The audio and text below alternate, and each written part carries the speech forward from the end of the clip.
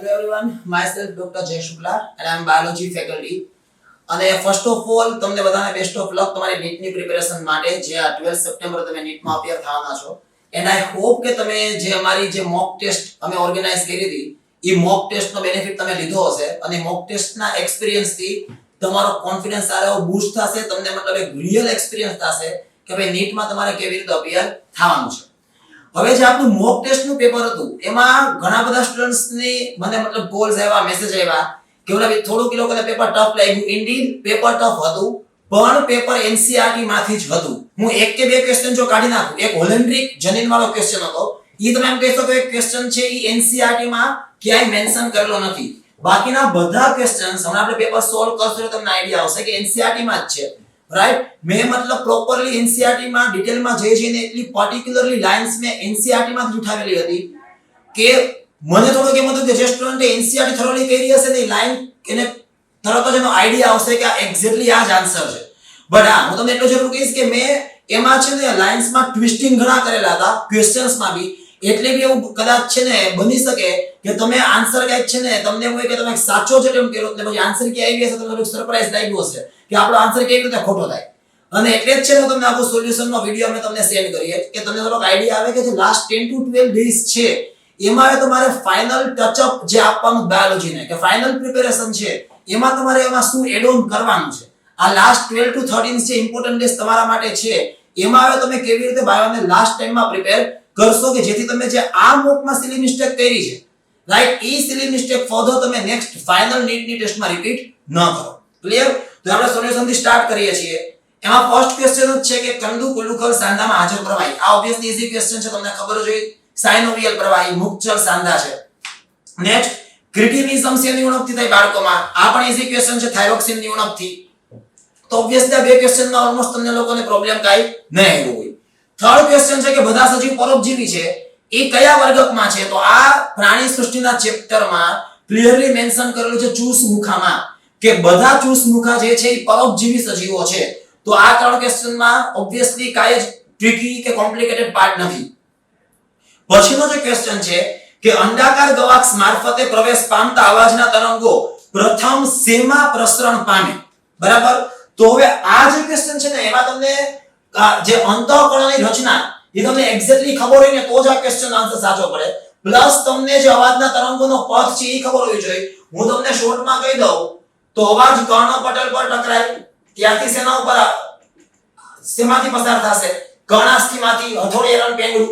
પેંગડું જે છે એ અંડાકાર ગવાક્ષ દ્વારા, પેંગડું અંડાકાર ગવાક્ષ દ્વારા શેમાં ખુલે? પેંગડું ખુલે સ્કેલા વેસ્ટિબ્યુલીમાં. અને સ્કેલા વેસ્ટિબ્યુલીમાંથી અવાજના તરંગો રિઝનર્સની કલામાંથી શેમાં પ્રવેશ પામે? સ્કેલા મીડિયામાં. અને સ્કેલા મીડિયામાં તમને ખબર જ છે કે સાંભળવાનું સંવેદી અંગ છે, કોટિકાઈનું અંગ. તો આનો જવાબ શું આવશે? સ્કેલા વેસ્ટિબ્યુલીના બાહ્ય લસિકા પ્રવાહીમાં. પછી પ્રાવર ગુહા કેવા કાર્ય દર્શાવે? આ તમને મૃદુકાયમાં આપેલું છે. પ્રાવર ગુહા કેવા કાર્ય દર્શાવે? તેમાં જવાબ આવશે શું? ઉત્સર્જન અને શ્વસન.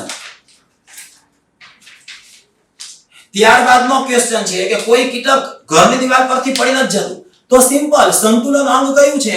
સ્થિત કોષ્ઠ. આ તમને સંધિપાદમાં પ્રાણી સૃષ્ટિમાં આપેલું જ છે. પછી રુધિર હૃદયમાં ક્યારે પ્રવેશે? જ્યારે કર્ણકમાં ડાયાસ્ટોલ હોય. તો કર્ણકમાં શિથિલન હોય ત્યારે એ રુધિરને સ્વીકારે. આનો જવાબ શું આવશે? જ્યારે કર્ણકના સ્નાયુ કેવા હોય? શિથિલ અવસ્થામાં હોય. તો જવાબ પહેલો. પછી પૂછ્યું છે કે કયું વિધાન સાચું છે? તો આ તો પહેલું જ વિધાન સાચું. તમને આઈડિયા આવી જ ગયો છે કે અસાધ્ય ગાંઠ છે એ આપણા શરીરમાં ફેલાય એટલે શું દર્શાવે? રોગ વ્યાપ્તિ દર્શાવે. પછીનો ક્વેશ્ચન ઇન્સ્યુલિન વાળો છે 109 કે ભાઈ ઇન્સ્યુલિનનું જે નિર્માણ છે એ પ્રો ઇન્સ્યુલિન તરીકે થાય. એમાં ત્રણ પેપ્ટાઇડ હોય A, B અને C. બરાબર. તમને યાદ છે ને બાયોટેકનોલોજીમાં તમને આપ્યું છે કે એલી લીલી કંપનીએ સૌપ્રથમ વાર કૃત્રિમ ઇન્સ્યુલિનનું નિર્માણ કર્યું, હ્યુમ્યુલિનનું. તો હ્યુમ્યુલિનનું નિર્માણ કરવા માટે કયા જનીનની શૃંખલાઓ જોઈએ? માત્ર A અને B ની શૃંખલાઓ જોઈએ. C શૃંખલા હ્યુમ્યુલિનમાં ન હોય. C શૃંખલા વાળું ઇન્સ્યુલિન તો નિષ્ક્રિય હોય, પ્રો ઇન્સ્યુલિન છે. તો જે કંપની વાળા ઇન્સ્યુલિન તૈયાર કરે છે તો સક્રિય તૈયાર કરશે ને નિષ્ક્રિય શું તૈયાર કરશે? તો એને બે જ શૃંખલા જોશે, શૃંખલા A અને શૃંખલા B. અને ચેપ્ટરમાં ક્લિયરલી ટોપિકમાં મેન્શન કરેલું જ છે કે એના જનીનો જે છે ને એ મનુષ્યમાંથી મેળવવામાં આવેલા નથી. બરાબર. તો જવાબ શું આવશે? તમારે એવા જનીનનો પ્રવેશ કરાવવો પડશે ઈ કોલાઈમાં જે ડીએનએ ની શૃંખલા A અને B નું નિર્માણ કરે. તો 109 નો આન્સર છે 4. સુરક્ષિત સમયગાળો. આ એવું કહી શકાય કે આ અત્યારે જે 10 ક્વેશ્ચન આપણે જોયા બરાબર, એમાં આ પહેલો એક એવો ક્વેશ્ચન છે જેને તમે ટ્રિકી ક્વેશ્ચન કહી શકો કે ભાઈ સુરક્ષિત સમયગાળો કયો છે.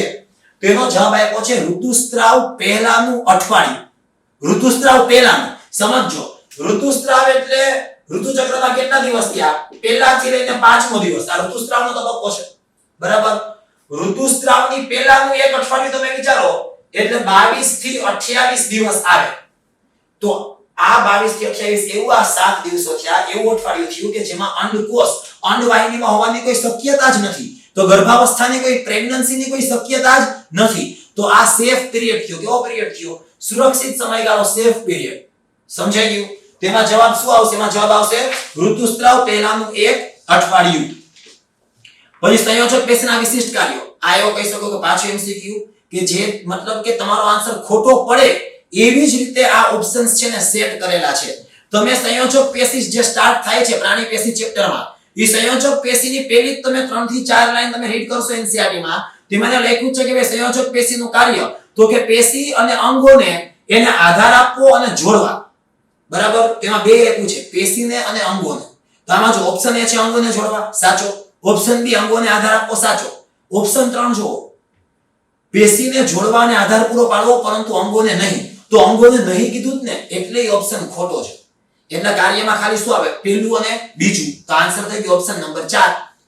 પછી સટલીકોષનો નિયમન ઈઝી એફએસએચ અંતઃસ્ત્રાવ કરે અને મોટા એના પછીના ક્વેશ્ચનમાં આપ્યું છે કે મોટા ભાગની જૈવિક ક્રિયાઓ માટે કયું બંધારણ? તો તૃતીયક. એ તમને આઈડિયા હોવો જોઈએ કે મોટા ભાગના ઉત્સેચકનું બંધારણ કેવું હોય? તૃતીયક. કેમ નું ઓછું મૂલ્ય. હા, જે કેમ શીખ્યું કે જે કદાચ તમારો ખોટો પડેલો હોઈ શકે. જો કેમ નું ઓછું મૂલ્ય, આ કેમ શું દર્શાવે? આ તમને યાદ છે જૈવિક અણુનું ચેપ્ટરમાં લાસ્ટ ટોપિક છે ઉત્સેચકો. એમાં તમને ઉત્સેચકનો જે ક્રિયાનો દર છે ને એમાં તમને ગ્રાફ આપેલો છે ક્રિયાના દરમાં.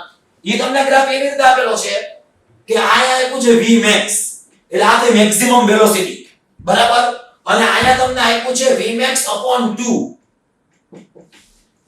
એટલે કે જે મેક્સિમમ ગતિ હોય, મહત્તમ ગતિ, ઈ જ્યારે અડધો દરમાં પહોંચી જાય હાફ Vmax/2. તો આ જે Vmax/2 છે ને ઈ કેમ મૂલ્ય છે. આ ડાયરેક્ટ એનસીઈઆરટી માં મેન્શન નથી, પણ કદાચ તમને તમારા ટીચરે છે કન્સેપ્ટ તમને ક્લિયર કર્યો હશે કે ભાઈ કેમ નું મૂલ્ય એટલે Vmax/2 થાય. હવે જો કેમ નું મૂલ્ય ઊંચું જાય તેનો મતલબ વેલોસિટી કે જે પ્રક્રિયાની ગતિ છે ને ધીમી પડી, અને કેમ નું મૂલ્ય નીચે જાય મતલબ પ્રક્રિયા ઝડપી થાય છે. ધારો કે અત્યારે Vmax/2 આયા છે, ધારો કે Vmax/2 જે છે બરાબર ઈ આયા વયું જાય, Vmax/2 આયા આવી ગયું તો મૂલ્ય વધ્યું. કેમ મૂલ્ય વધ્યું ને એનો મતલબ કે પ્રક્રિયાને એનો જે ગતિ જે છે ને ઈ વધારવામાં ખૂબ જ ટાઈમ લાગે છે. એને અડધી વેલોસિટી સુધી પહોંચતા પણ વધારે ટાઈમ લાગ્યો તો પ્રક્રિયા કેવી? ધીમી. ધારો કે આ Vmax/2 ધારો કે અહીંયા આવી જાય, અહીંયા મૂલ્ય નીચું થયું ને તો મતલબ કે મહત્તમ પ્રક્રિયાનો અડધો દર એને ઝડપી પ્રાપ્ત કરી લીધો. તો km નું મૂલ્ય જેમ જેમ નીચે જાય એનો મતલબ કે પ્રક્રિયા બહુ ઝડપી છે. km નું મૂલ્ય ઊંચું જાય મતલબ પ્રક્રિયા કેવી છે? તો કે ધીમી. તો અહીંયા જવાબ શું આવશે? km નું મૂલ્ય ઓછું છે એટલે પ્રક્રિયાર્થી માટે ઉત્સેચકને તીવ્ર આકર્ષણ છે. રાઈટ. પછી શરીરમાં સોડિયમના સંકેન્દ્રનો આધાર ઓબ્વિયસલી આલ્ડોસ્ટેરોન જવાબદાર છે સોડિયમ માટે. તો જવાબ આવશે એડ્રિનલ બાહ્યકનો અંતઃસ્ત્રાવ. પછી યકૃત નિવાહિકા શિરાતંત્રની શિરામાં કઈ પેશી હોય? શિરા એટલે રુધિરવાહિની. રુધિરવાહિનીની દીવાલમાં 3 સ્તર હોય, યાદ છે ને? ટ્યુનિકા એક્સટર્ના, ટ્યુનિકા મીડિયા અને ટ્યુનિકા ઇન્ટરના. બરાબર. તો આ જે 3 સ્તર છે એમાં સૌથી બહારના સ્તરમાં કઈ પેશી હોય? સંયોજક. વચ્ચેના સ્તરમાં અરેખિત સ્નાયુ અને સૌથી અંદરના સ્તરમાં અધિચ્છદીય. તો ત્રણેય પેશી થઈ ગઈ ને. તો જવાબ આવશે આપેલ તમામ. પછી 117 કે ભાઈ કયા બે અંતઃસ્ત્રાવ જીવન ટકાવી રાખવા અત્યંત જરૂરી? તો એક તો કેલ્શિયમનું પ્રમાણ અને સોડિયમનું પ્રમાણ સતત શરીરમાં જળવાયેલી જરૂરી છે. અને કેલ્શિયમ અને સોડિયમ બેયનું પ્રમાણ જાળવી રાખતા અંતઃસ્ત્રાવ કયા છે? પેરાથોર્મોન અને આલ્ડોસ્ટેરોન. બરાબર. તેમાં જીવન માટે અત્યંત જરૂરી આવશે પેરાથોર્મોન અને આલ્ડોસ્ટેરોન. પછી આપણે ઉત્ક્રાંતિને એક પ્રક્રિયા તરીકે ક્યારે લઈએ? તો આનો જવાબ આ ઉત્ક્રાંતિના ચેપ્ટરમાં એક પેરેગ્રાફ આપ્યો છે કે ભાઈ ઉત્ક્રાંતિ એક પરિણામ છે કે ઉત્ક્રાંતિ એક પ્રક્રિયા છે. બરાબર. તો આમાં તમને એમ પૂછ્યું છે કે આપણે ઉત્ક્રાંતિને એક પ્રક્રિયા તરીકે ક્યારે લઈએ? તો જવાબ આવે જ્યારે આપણે વિશ્વની વાર્તા કરતા હોઈએ, વિશ્વની, ત્યારે ઉત્ક્રાંતિ એક શું છે? પ્રક્રિયા છે. ખબર પડી ગઈ? પણ જ્યારે તમે પૃથ્વી ઉપર જીવનની વાર્તા કરતા હોય ને, ત્યારે નૈસર્ગિક પસંદગી એક પ્રક્રિયા છે જેનું ઉત્ક્રાંતિ પરિણામ છે. આટલું સમજાણું? તો જો તમને ઉત્ક્રાંતિ પરિણામ ક્યારે લઈએ એમ પૂછ્યું હોત ને, તો જવાબ પહેલો આવે કે જ્યારે આપણે પૃથ્વી પર જીવનની વાર્તા કરીએ. તમને પૂછ્યું કે આપણે ઉત્ક્રાંતિને પ્રક્રિયા તરીકે લઈએ છીએ. ક્યારે? જ્યારે આપણે કોની વાર્તા કરતા હોય? વિશ્વની વાર્તા કરતા હોય ત્યારે ઉત્ક્રાંતિ શું છે? પ્રક્રિયા. સમજાઈ ગયું? અને નેક્સ્ટ ક્વેશ્ચન છે કે વેલ સેના દ્વારા શ્વસન દર્શાવે. આમાં બી ઘણા સ્ટુડન્ટે ઉતાવળ કરી. બરાબર, એમ વિચારે કે વેલ તો છે એ પાણીનું સજીવ છે, જલીય સજીવ, તો સીધું ઝાલર કરી આવે. પણ વેલ સસ્તન છે ને, એ સેના દ્વારા શ્વસન દર્શાવે? ફેફસા દ્વારા. પછીનો ક્વેશ્ચન, જડબાવિહીન માછલી ક્યારે ઉત્ક્રાંતિ પામેલ? 350 મિલિયન વર્ષ પહેલા. આ તો ઉત્ક્રાંતિમાં આપેલું જ છે. પછી એક છોકરો મેદાન પર રમે તો આંખમાંથી પાણીનો સ્ત્રાવ થાય, તો એ એલર્જીથી પીડાય છે ને. એલર્જી માટે જવાબદાર શું? હિસ્ટામિન. તો હિસ્ટામિનનો સ્ત્રાવ આપણે રોકવો પડે, તો આપણે કઈ દવાઈને આપવી પડે? એન્ટીહિસ્ટામિન. તો જવાબ આવશે ફર્સ્ટ. પછી પિટ્યુટરી ગ્રંથિ દ્વારા શેનું નિર્માણ ન થાય? હવે તમને ખબર હોવી જોઈએ કે પશ્ચ પિટ્યુટરી ગ્રંથિના અંતઃસ્ત્રાવ જે છે, ઓક્સિટોસિન અને એડીએચ, એનો માત્ર પશ્ચ પિટ્યુટરી દ્વારા સ્ત્રાવ થાય છે. એનું નિર્માણ હાઇપોથેલેમસમાં થાય. તો પિટ્યુટરી ગ્રંથિ પોતે ઓક્સિટોસિનનો સ્ત્રાવ કરતી નથી. પછી એચિક સ્નાયુનો એ બીમ, તેમાં આવશે આચ્છાદિત એક્ટિન અને માયોસિન. એ બીમ ખબર ને, ઘેરો બીમ છે, એમાં જાડો તંતુક અને પાતળો તંતુક બે હોય. બરાબર, તો એક્ટિન અને માયોસિન બેના તંતુક. યુરિક એસિડ ત્યાગી, તો યુરિક એસિડ ત્યાગી કોણ હોય? વિહગ આવે, સરીસૃપ આવે. તેવો આન્સર. અને સંધિપાતમાં કીટક આવે. તેવો આમાં કયો ઓપ્શન છે? ત્રીજો. ગરોળી, સાપ, પક્ષી અને કીટક. પછી તમને આપ્યું છે આંતરરાષ્ટ્રીય કંપની જે કોઈ પણ મનુષ્યની પરવાનગી વગર, બરાબર, જીવ સ્ત્રોતનો ઉપયોગ કરે તો આ શું થઈ ગયું? જીવ તસ્કરી. આ પણ ઈઝી છે. સેલ ગોળી ક્યારે લેવાની હોય? દર અઠવાડિયે. બરાબર, એ બિન સ્ટીરોઇડલ ગોળી છે, દર અઠવાડિયે એકવાર લેવાની હોય. ડેવોનિયન સમયગાળો, આ ઉત્ક્રાંતિમાં જે ચાર્ટ આપ્યા છે ને, એમાં તમને બતાવેલું છે ડેવોનિયન સમયગાળો છે એ પેલિયોઝોઇક યુગનો ભાગ છે. અને કયા સમયગાળા બાદ ભ્રૂણમાં મોટા ભાગના અંગોનો વિકાસ થઈ ગયેલો હોય? તો જવાબ શું આવે? 3 મહિના. એ પણ મનુષ્યમાં પ્રજનનમાં તમને આપેલું જ છે. પછી 129મો ક્વેશ્ચન છે કે જનીન પરિવર્તિત સજીવના નિર્માણ માટે નીચેના સાચા તબક્કા ગોઠવો. તો પહેલા તો જો તમારે એચિક ડીએનએ ને શું કરવી પડે? ઓળખ. એચિક ડીએનએ ઓળખી લ્યો, પછી તમારી એચિક ડીએનએ નો યજમાન કોષમાં પ્રવેશ કરવો પડે. પછી યજમાન કોષમાં તમારે શું કરવી પડે? એની જાળવણી. તો યજમાન કોષમાં કોષ વિભાજન થાય, એની નવી પેઢીનું નિર્માણ થાય અને નવી સંતતિમાં આ તમારા ડીએનએ નું શું થાય? વહન થાય. તો આનો જવાબ શું આવે? આનો જવાબ આવે પહેલા એચિક જનીન ડીએનએ ની ઓળખ, પછી યજમાન કોષમાં ઓળખાયેલ ડીએનએ નો પ્રવેશ, પછી યજમાનમાં પ્રવેશ કરાવેલ ડીએનએ ની જાળવણી, અને પછી સંતતિમાં ડીએનએ નું વહન. બી એ ડી સી એટલે કે ફર્સ્ટ. પછી ખોટું નિવેદન શોધો. આમાં જો ડાયરેક્ટ છે ને તમને એવું આપેલું છે 130મો ક્વેશ્ચન, બરાબર, એમાં લખેલું છે કે ડીએનએ ના ટુકડાને નાઇટ્રોસેલ્યુલોઝના પટલ પર લેવું, આ પ્રક્રિયાને નોર્ધન બ્લોટિંગ કહેવાય. ત્યાંથી જ આ વિધાન ખોટું સાબિત થાય. જો એક પ્રક્રિયા છે સાવધાન બ્લોટિંગ, તો ડીએનએ ના ટુકડાને જે અલગીકૃત કરવો ને જેલ ઇલેક્ટ્રોફોરેસિસ દ્વારા, ઈ આખી પદ્ધતિ સાવધાન બ્લોટિંગ છે. પછી નોર્ધન બ્લોટિંગ, સાવધાન bloating, northern bloating. Northern bloating જે છે ઈ શેના માટે છે? આરએનએ અલગીકૃત કરવા. અને હજી એક બ્લોટિંગ છે વેસ્ટર્ન બ્લોટિંગ. વેસ્ટર્ન બ્લોટિંગ શેના માટે છે? વેસ્ટર્ન બ્લોટિંગ પ્રોટીનને અલગીકૃત કરવા માટે છે. તો અહીંયા ડીએનએ અલગીકૃતમાં તમને નોર્ધન બ્લોટિંગ આપ્યું છે, એ વાક્ય કેવું છે? ખોટું. પછી ઓક્સિજેટિક કોષોનું સ્થાન તો તમને ખબર જ છે કે જઠરના અધિચ્છદમાં હોય અને HCl નો સ્ત્રાવ કરે. પછી પુષ્કળ પ્રમાણમાં રુધિર કેશિકા યુક્ત, એમાં જવાબ આવે કરોડરજ્જુનું અંતઃતાનિકા. જો બાહ્ય તાનિકા જે છે મગજનું, એ રુધિર કેશિકા વિહીન હોય. બાકીના બે ઓપ્શનમાં ત્વચાનું અધિસ્તર અને શ્વાસ નળીનું અધિચ્છદીય સ્તર આપ્યું.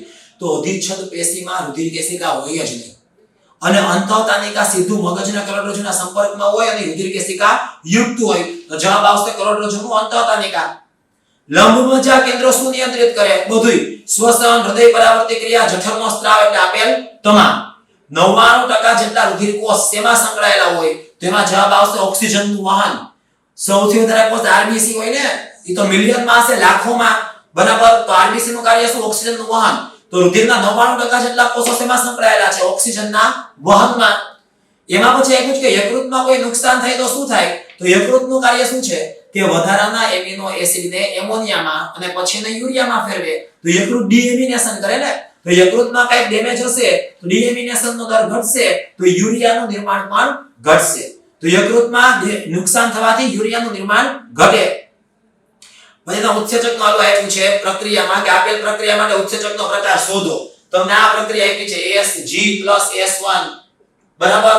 તો આ તમે જૈવિક અણુમાં જોશો તો બેઠી બેઠી પ્રક્રિયા તમને આપી છે ટ્રાન્સફરેઝ ઉત્સેચક માટે. ક્લિયર. ત્યારબાદ યુરિક એસિડનો વધુ પડતો નિર્માણ થાય તો યુરિક એસિડના સ્ફટિક છે ને એ સાંધાની સપાટીએમાં ભરાવો થાય અને આ કયો વાહ કહેવાય? આને ગાંઠિયો વાહ કહેવાય, ગાઉટ કહેવાય, ગાઉટ. ત્યારબાદ લસિકાનું કાર્ય. જો લસિકા શું કરે ખબર છે? ધારો કે આ રુધિર વાહિની છે, એમાં રુધિરનો પ્રવાહ સતત જાય છે, તો રુધિરના કેટલાક ઘટકો ધારો કે રુધિર વાહિનીમાંથી બહાર આવી ગયા, તો આ બધા એવા ઘટકો છે જે રુધિર વાહિનીમાંથી બહાર આવી ગયા. આને આપણે કીધું શું? પેશીય જળ. તે પેશીય જળ છે એમાં ઘટકો તો રુધિરના જ છે ને, તો હવે આ ઘટકો છે ને ઈ અન્ય વાહિનીમાં જાય. ઈ અન્ય જે વાહિનીમાં જાય કઈ વાહિની છે? લસિકા વાહિની. અને લસિકા વાહિની આગળ જઈને મોટી શિરામાં ખુલે. તો લસિકાનું કાર્ય શું થયું કે જે કાઈ પણ પેશીય પ્રવાહી કે આંતરાલીય પ્રવાહી છે જે રુધિર વાહિનીમાંથી બહાર નીકળીને બહેનું છે, તો આ પ્રવાહીને રુધિરમાં પાછું વાળે કોઈ શિરામાં ખુલીને. બરાબર. આ તમને રુધિરાભિસરણ તંત્રમાં આપેલું છે. ત્યારબાદ તમને આપ્યું છે ઈ કોલાઈનો પ્રશ્ન PBr 322 જે બાયોટેકનોલોજીમાં તમને વાહક આપ્યું છે ને એમાં તમને યાદ હશે કે આ જે PBr 322 છે ને એમાં ખબર છે અહીંયા સ્થાન છે સ્વયંજનકની ઉત્પત્તિ ORI, પછી અહીંયા તમને એક સ્થાન આપ્યું છે ROP અને ત્યાં તમને સ્થાન બતાવ્યું છે PBU2 ઉત્સેચકનું. તો PBU2 રિસ્ટ્રિક્શન એન્ડોન્યુક્લિયસ ઉત્સેચક થયો જે ROP સ્થાન પરથી PBr 322 ને કાપી શકે. તેનો જવાબ થશે PBU2 એટલે કે થર્ડ. પછી 140 માં પાછું બીજું જ ખોટું વિધાન શોધો. તો ઓબ્વિયસલી એમાં આવી આવે કે કિશોરાવસ્થા, બાલ્યાવસ્થા અને પુખ્તાવસ્થાના જોડતી કડીનો જે સમયગાળો આપ્યો ને એ વિધાન કેવું છે? ખોટું. પછી એમ્નિયોસિન્થેસિસ દ્વારા, એમ્નિયોસિન્થેસિસ એટલે જે ઉલ્વ જળ કસોટી, જે આપણે ઉલ્વ જળ છે એને મેળવીએ. બરાબર. એના દ્વારા આપણે ભ્રૂણના કોષો મેળવશું અને ભ્રૂણના કોષોમાં આપણે કોઈ પણ રંગસૂત્રીય અનિયમિતતાઓ હોય તો એ આપણે ડાયગ્નોસ એટલે કે એને ઓળખી શકીએ. તેમાં આપેલ તમામ આવશે ટર્નર સિન્ડ્રોમ, ક્લિનફેલ્ટર સિન્ડ્રોમ અને ડાઉન સિન્ડ્રોમ. હવે પાચન તંત્રથી યકૃત તરફ ગ્લુકોઝનું વહન ઈ શેના દ્વારા થાય? ઓબ્વિયસલી થાય યકૃત નિવાહિકા શિરા. જો પાચન માર્ગની જેટલી પણ શિરાઓ છે ઈ સૌથી પહેલા યકૃતમાં ખુલે. એટલે જ્યારે ખોરાકનું શોષણ થાય તો ખોરાક આ શિરામાં પ્રવેશે અને આ શિરા આ શોષાયેલા ખોરાકને પહેલા યકૃતમાં લઈ જાય, જેથી કરીને યકૃત એમાંથી હાનિકારક દ્રવ્ય દૂર કરે, ઝેરી દ્રવ્યોને બિનઝેરી દ્રવ્યોમાં ફેરવે અને યકૃત હવે પછી આ બધા દ્રવ્યોને હૃદય સુધી જવા દે. બરાબર. તો પાચન માર્ગમાંથી જે શિરા હૃદયમાં જવાને બદલે પહેલા યકૃતમાં જાય તો આ કઈ શિરા થઈ? યકૃત નિવાહિકા શિરા. પછી નોર્મંદામાં સહાયક પ્રજનન ગ્રંથિ તો ડાયરેક્ટ જ છે 6 થી 7 માં ઉદરના ખંડમાં. હજી તમને ક્વેશ્ચન આપ્યો છે કે વધુ પડતા ઇન્સ્યુલિનથી મૃત્યુ થાય તો ઓબ્વિયસલી ઇન્સ્યુલિનનું કાર્ય શું? ઈ શર્કરાને ગ્લુકોઝને રુધિરમાંથી કોષો બાજુ ટ્રાન્સફર કરે અથવા ગ્લુકોઝને ફેરવી નાખે ગ્લાયકોજનમાં, તો એ રુધિરમાં ગ્લુકોઝનું પ્રમાણ ઘટાડે. તો ઇન્સ્યુલિનનો ઓવરડોઝ થાય તો ગ્લુકોઝનું પ્રમાણ ખૂબ જ એકાએક ઘટી જાય તો મૃત્યુ થઈ શકે. પછી 145મો ક્વેશ્ચન ઓસ્ટ્રેલિયાના માર્સુપિયલ, બેન્ડિકૂટ, વોમ્બેટ, તાસ્માનિયન વુલ્ફ આ બધા શેના ઉદાહરણ છે? અનુકૂલિત પ્રસરણ.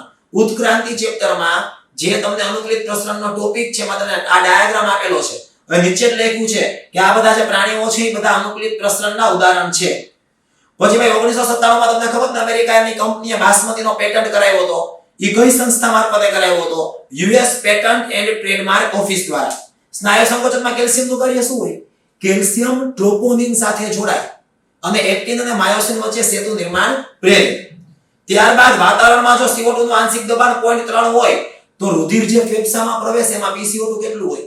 તો જે રુધિર ફેફસામાં આવતું હોય ને એ ઓક્સિજન વિહીન રુધિર હોય. એમાં PCO2 કેટલું હોય? 45. શુક્રકોષમાંથી શુક્રકોષનું નિર્માણ કઈ ક્રિયાથી? શુક્રકાયાંતરણ. હાઇપોથેલેમસ તેનું નિયમન ન કરે. ઓબ્વિયસલી લંબ મજ્જાનું નિયમન ન કરે. મુક્તજીવી એઝોટોબેક્ટર આ ખનિજ પોષણનું જે ચેપ્ટર છે ને વનસ્પતિ દેહધર્મ વિજ્ઞાન એમાં તમને આપ્યું છે નાઇટ્રોજન ચક્ર પછી એઝોટોબેક્ટર મુક્તજીવી. C4 વનસ્પતિમાં તમને એક ગ્લુકોઝ માટે કેટલા ATP અને NADPH જોઈએ?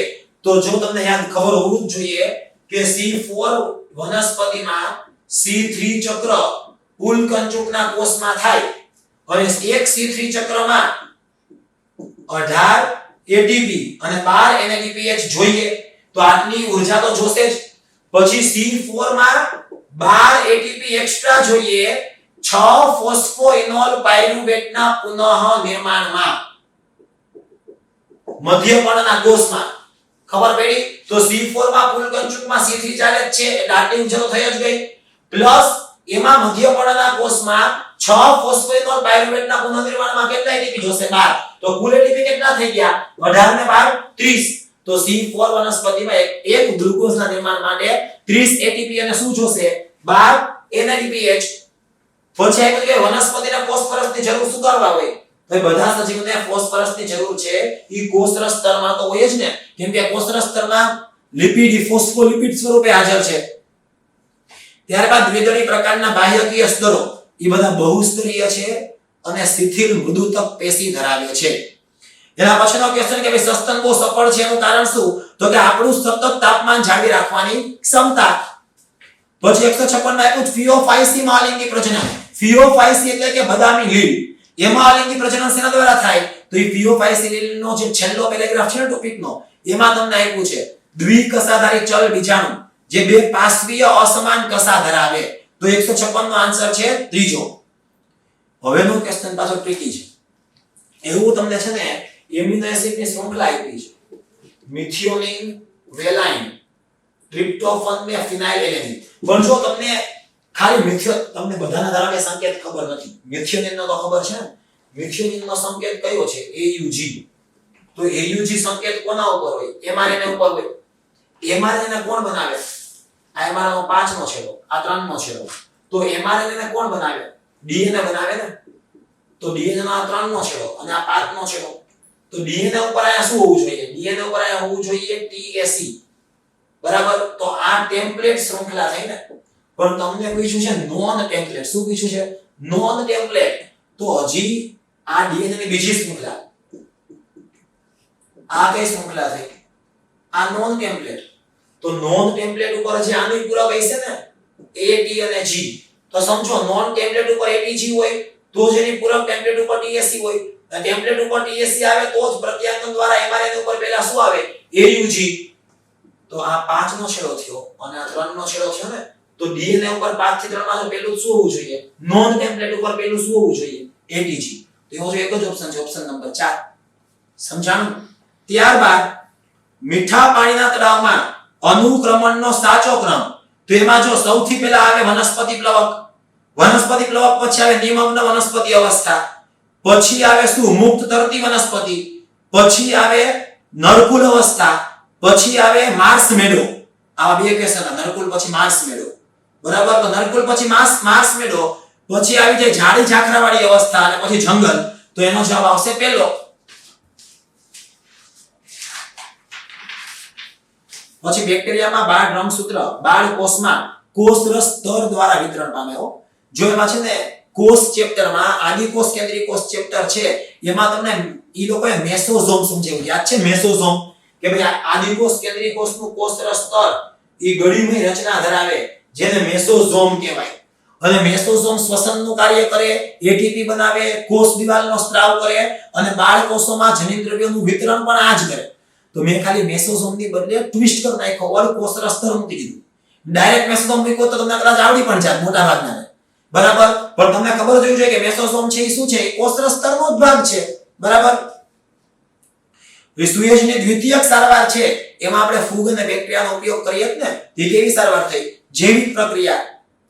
જ્યારે કોષ સંપૂર્ણ આસુન હોય ત્યારે DPD શૂન્ય હોય. સંપૂર્ણ આસુન કોષમાં OP અને TP નું મૂલ્ય સરખું હોય. તો DPD નો ફોર્મ્યુલા છે DPD OP - TP. તો આ બેનું મૂલ્ય આસુન કોષમાં સરખું થઈ જાય તો DPD કેવું થઈ જાય? 0. શેને આધારે દ્રઢકક પેશીને તંતુ અને અસ્થિકોષોમાં પ્રકાર પડે? આ પણ જે વનસ્પતિ પેશીમાં જે દ્રઢકક પેશી તમને આપી છે એમાં તમને છે ને દ્રઢકક પેશીની તમને 5મી કે 6ઠી લાઈનમાં તમને મળી જશે કે ભાઈ સ્વરૂપ, બંધારણ, ઉદ્ભવ અને વિકાસમાં ભિન્નતાને આધારે આપણે દ્રઢકક પેશીને તંતુ અને અસ્થિકોષોમાં પ્રકાર પાડેલા છે. એ તમને આવું આપ્યું કે ગુણોત્તર 9:3:3:1 ની બદલે આવો ગુણોત્તર આવે દ્વિસંકરણનો, તો આ બહુજનનિક વારસો છે. બરાબર ને? બહુજનનિક વારસો છે કેવું વારસાગમન છે? જથાત્મક. યાદ છે ને? ત્વચાનો રંગ, પ્રભાવી જનીનની સંખ્યા વધે તો કાળો બનતો જાય, પ્રચ્છન્ન જનીનની સંખ્યા વધે તો રૂપાળો બનતો જાય. બરાબર?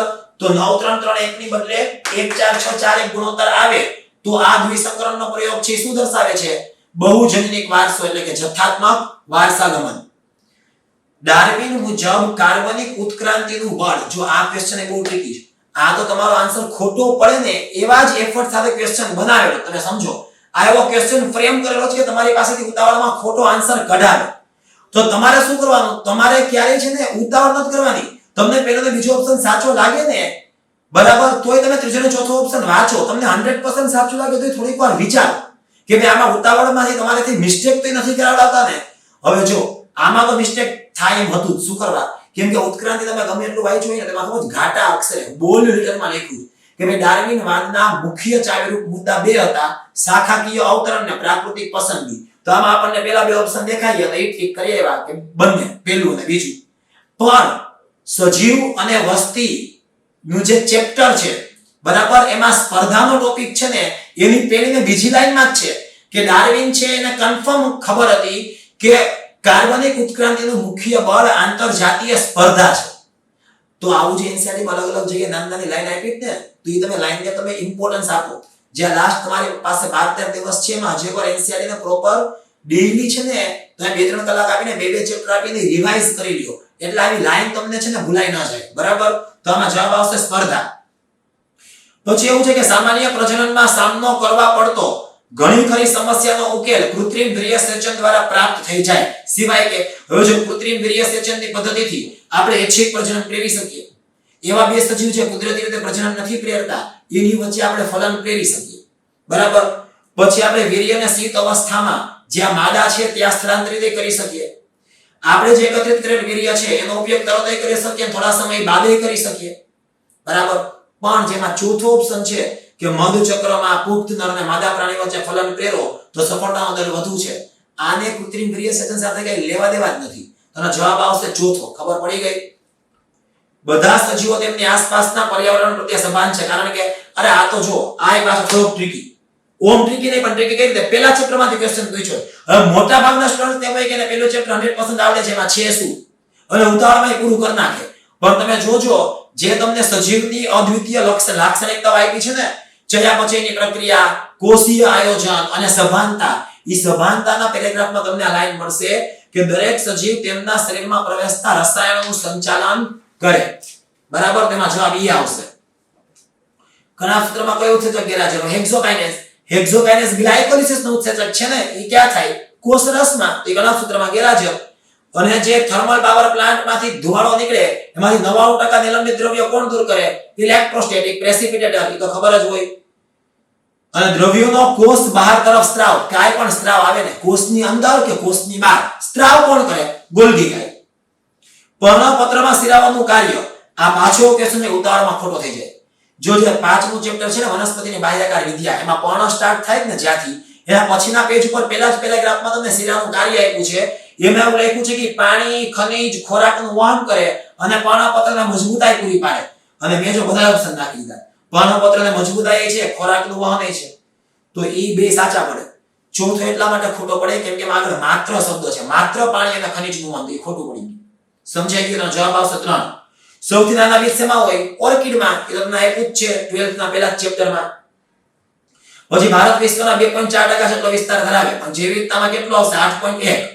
જવમાં બીજાંકુરણ દરમિયાન સંગ્રહિત ખોરાક. બીજાંકુરણ માટેનો મુખ્ય અંતઃસ્ત્રાવ જિબ્રેલિક એસિડ. ક્યાંય પણ બીજાંકુરણ આવે ને, આંખ મીચીને તમારે જિબ્રેલિક એસિડ કરી દેવું. સમજાઈ ગયું? પરાગનયનના પ્રકારનો આધાર. તો જો જે સપુષ્પી વનસ્પતિમાં પ્રજનન છે ને, એમાં પરાગનયનનો ટોપિક સ્ટાર્ટ થાય ને, એમાં તરત જ તમને ત્રીજી ચોથી લાઈનમાં મળશે કે પરાગનયનના પ્રકારનો આધાર પરાગરજની સ્ત્રોત છે. આમાં જો મેં પરાગવાહકની હાજરી ગેરહાજરી ઓપ્શનમાં નાખ્યું, કેમ કે તરત આપણને એમ થાય કે પરાગવાહક હાજર તો શું? પરપરાગનયન. પરાગવાહક ગેરહાજર તો સ્વપરાગનયન. એટલે પાછું ઉતાવળમાં આપણે ક્વેશ્ચન ખોટો થઈ જાય અને આપણે બે કરી આવીએ. પણ સ્પષ્ટ લાઈન છે કે પરાગનયનના પ્રકારનો આધાર પરાગરજના સ્ત્રોત ઉપર છે. ત્યાર પછી એ પૂછે કે પોલિસિફોનિયામાં લૈંગિક પ્રજનનનો પ્રકાર અંડજન્યુ. આ તમને લાલ લીલમાં આપેલું જ છે. લાલ લીલમાં જે પ્રજનનનો પ્રકાર છે લૈંગિક પ્રજનન એ કેવું છે? અંડજન્યુ. પછી કોષ ચક્રના કયા તબક્કામાં આરએનએ પોલિમરેઝ સક્રિય હોય? ત્યાં બે આવે હો, G1 અને G2. યાદ રાખજો, આરએનએ G1 માં બને, G2 માં બને. વધારે G1 માં બને, પછી થોડું G2 માં બને. ખબર પડી ગઈ? પણ G1 ને G2 બે માં આરએનએ બને, આરએનએ પોલિમરેઝ બે માં જોશે. લ્યુપિનસ ના બીજ કેટલા સમય સુધી ટકાવ હોય? તો ખબર જ છે, 10000 વર્ષ. પછી પરિસ્થિતિકીય પિરામિડ ચાર્લ્સ એલ્ટોન દ્વારા આપવામાં આવ્યા. તેમાં કેટલીક મર્યાદિતતા છે, જેવી કે તમને ખબર ને કે પિરામિડમાં વિઘટકોને સ્થાન આપવામાં આવેલ નથી. તો 178 માં ત્રીજું.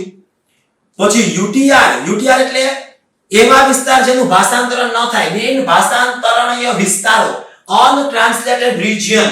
તો તમને ખબર જ છે કે આરએનએ માં પ્રોટીન નિર્માણ ભાષાંતરણની શરૂઆત પ્રારંભિક સંકેતથી થાય. તો પ્રારંભિક સંકેત કયો હોય? AUG. અને સમાપ્તિ સંકેત છે ધારો કે UAA. તો તમને ખબર જ છે ને કે શરૂઆત અહીંથી થાય ને અંત અહીંયા થાય. તો પ્રારંભિક સંકેત પહેલા ગમે એટલા બેઝ હશે, આનું ભાષાંતરણ નહીં થાય. સમાપ્તિ પછી ગમે એટલા બેઝ હશે, એનું ભાષાંતરણ નહીં થાય. તો પ્રારંભિક પહેલા અને સમાપ્તિ સંકેત પછીના વિસ્તારોને શું કહેવાય? UTR. તો જવાબ શું આવશે? પ્રારંભિક સંકેત પહેલા અને સમાપ્તિ સંકેત પછી. પાછું રીડ સ્વેમ્પ અવસ્થા પછી શું આવે? પછી માર્સ મેડો આવે. પછી એમ છે કે હાઇબ્રિડ કાળા રંગનું ગિની પિગ એ 2 મિલિયન શુક્રકોષ ઉત્પન્ન કરે. હાઇબ્રિડ છે ને, હાઇબ્રિડ. તો મતલબ કે એક પ્રભાવી હશે, એક પ્રચ્છન્ન હશે. હવે 2 મિલિયન શુક્રકોષ કરે તેમ કે છે શ્વેત રંગના શુક્રકોષ કેટલા? તો આ પ્રભાવી કાળા રંગનું, પ્રચ્છન્ન શ્વેત રંગનું. તો બેની શક્યતા જન્યુમાં જવાની 50-50% હોય ને. તો 2 મિલિયન શુક્રકોષ હોય તો 1 મિલિયન છે એ કાળા રંગના હોય અને 1 મિલિયન શ્વેત રંગના હશે. તો જવાબ એનો શું આવશે? 1 મિલિયન. ક્રોમેટોફોર શેમાં જોવા મળે? આમે બધા ઉતાવળમાં લખ્યા બધા આદિકોષ કેન્દ્રી. અરે ક્રોમેટોફોર એટલે મેસોઝોમનો એવો વિસ્તાર કે જેની ઉપર પ્રકાશ સંશ્લેષી રંજક કણો છે. તો કયા આદિકોષ કેન્દ્રી પ્રકાશ સંશ્લેષણ કરે? સાયનોબેક્ટેરિયા. તેમાં કયા છે? નોસ્ટોક અને બીજી એ. તો જવાબ આવે બંને, 2 અને 3. ક્લિયર? પછીનો ક્વેશ્ચન છે કે અણુ જે જનીનદ્રવ્ય તરીકે કાર્ય કરે એમાં નીચેનામાંથી ગુણધર્મ દર્શાવે સિવાય કે. તો જો એમાં સિવાય કે આવે કે તે ઝડપી પરિવર્તન પામવાની સંભાવના દર્શાવતો હોવો જોઈએ, જે વિકૃતિ માટે જરૂરી. જો આ વાક્ય ટ્વિસ્ટ કર્યું, વિકૃતિના કારણે ઝડપી બદલાવ આવે, ઈ સાચું.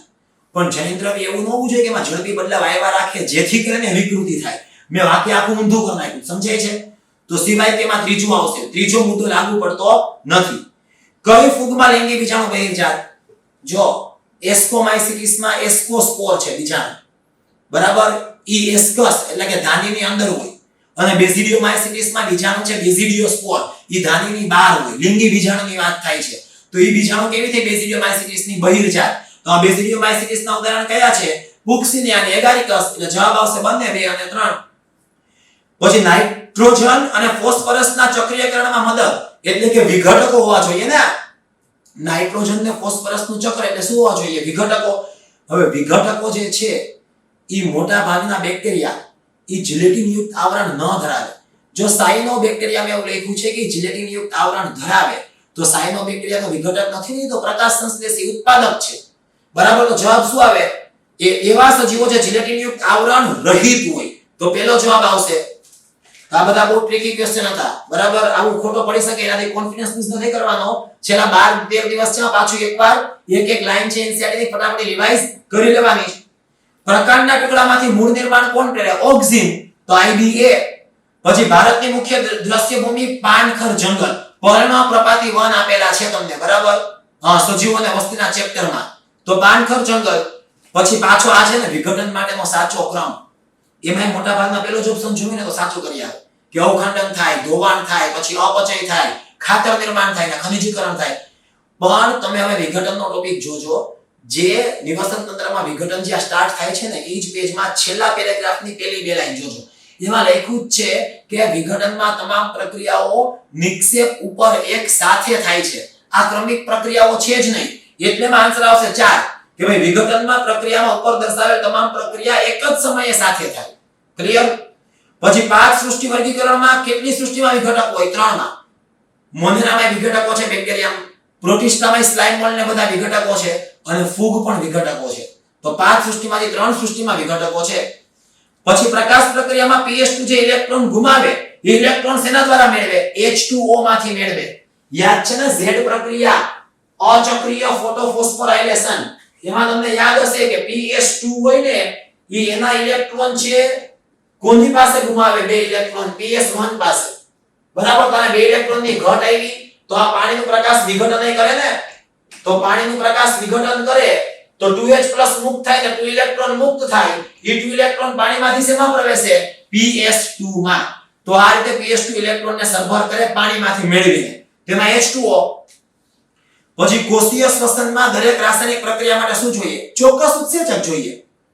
ત્યારબાદ બેવડા ફલનમાં ત્રિકીય જોડાણ. આમાં ઘણા લોકો ઉતાવળમાં ક્વિક 5 કોષ કેન્દ્ર કરી આવે કે ભાઈ બેવડું ફલનમાં તો 5 કોષ કેન્દ્ર, 3 માદાના 2 નરના. અરે પણ તમે આરામથી ધ્યાનથી જુઓ, બેવડા ફલનમાં તમને ખાલી ત્રિકીય જોડાણનું પૂછ્યું.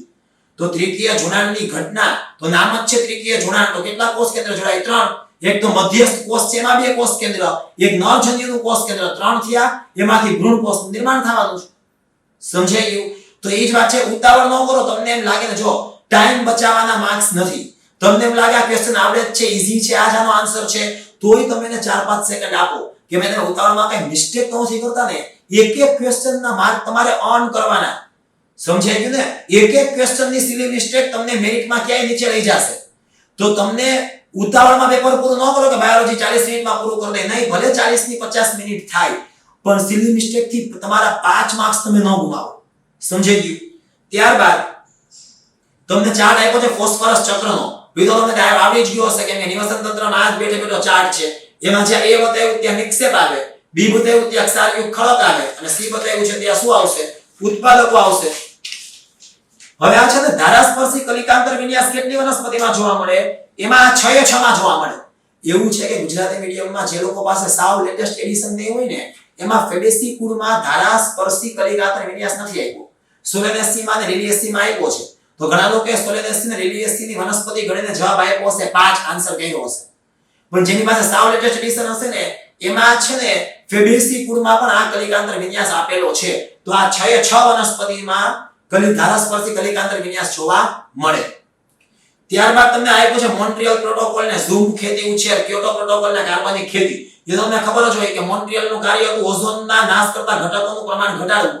ક્યોટોનું કામ હતું શું? ક્યોટો પ્રોટોકોલનું ગ્રીનહાઉસ ગેસ ઘટાડવા. ઝૂમ એટલે શું?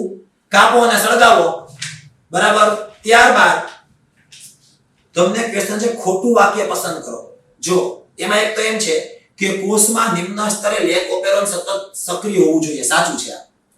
લેક ઓપેરોન સતત સક્રિય હોય તો જ પરમિયેઝ ઉત્સેચકનું નિર્માણ થાય, અને પરમિયેઝનું નિર્માણ થાય તો જ ઈ કોલાઈ છે એમાં લેક્ટોઝ પ્રવેશી શકે. તો નિમ્ન સ્તરે તો ઈ લેક ઓપેરોન સતત સક્રિય હોવું જ જોઈએ. એ વાક્ય સાચું. પછી લેક ઓપેરોનનું નિયમન હંમેશા નકારાત્મક હોય. આ વાક્ય ખોટું. NCERT માં લેક ઓપેરોનનો ટોપિક જ્યાં પૂરો થાય છે ને ત્યાં છેલ્લી 3 લાઈનમાં લખ્યું જ છે કે લેક ઓપેરોનનું નિયમન નકારાત્મક અને હકારાત્મક બેય હોઈ શકે, પરંતુ હકારાત્મક નિયમન અત્યારે આપણા જે સિલેબસ કે આપણો જે સ્ટડીના સ્કોપની બહાર છે. સમજાઈ ગયું?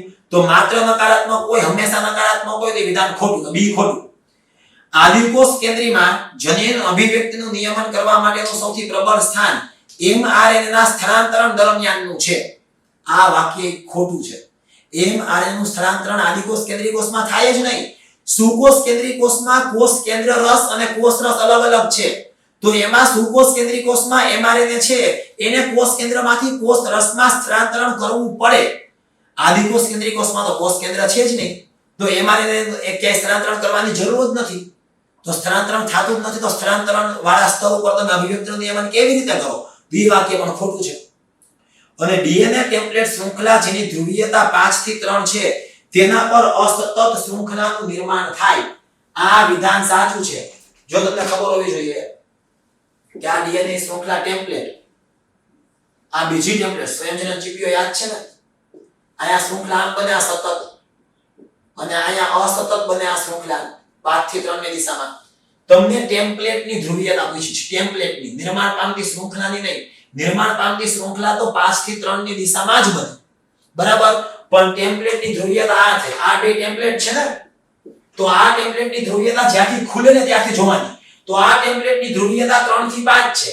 આ ટેમ્પલેટની ધ્રુવીયતા 5 થી 3 છે તો જે ટેમ્પલેટની ધ્રુવીયતા 5 થી 3 છે એના ઉપર શૃંખલા છે એ તૂટક તૂટક બને છે, અસતત બને છે. તો આ વાક્ય પણ સાચું છે.